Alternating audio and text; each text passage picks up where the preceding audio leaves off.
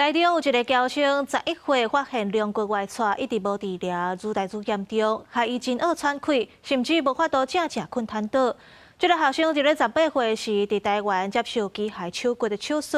甲龙骨瘤复得治疗了后，身高嘛增加8公分。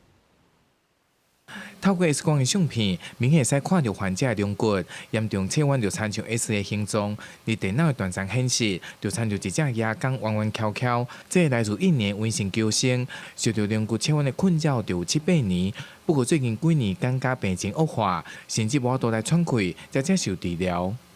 因为呼吸会喘，就是呼吸困难，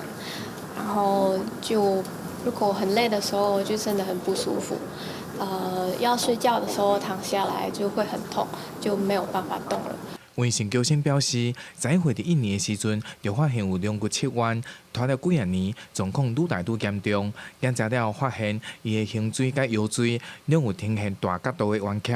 进一步压迫到心肺。医师表示，这款非特异性龙骨切弯属于先天的疾病，大部分发生伫青春期的青少年，属于脊椎体的发育异常。医师是以龙骨机械手臂的手术，将伊的龙骨扭低，还佫抽悬8公分。 如果有的人主弯是在腰椎，会压迫到那个内脏脏器下滑的功能，那这病人他主弯是在胸椎这个地方，所以会压迫到心肺功能，容易会喘，活动力会比较差，当然痛一定是会有。 医师表示，一般长者常常发生的是退化性的龙骨切弯，而青少年若是发生安尼的状况，如果再加上姿势不正，或者是常常用手机就来加速恶化。建议民众平常时就要注意家己的姿势，若是无爽快就医发现切弯超过50度以上，就应该以手术来治疗。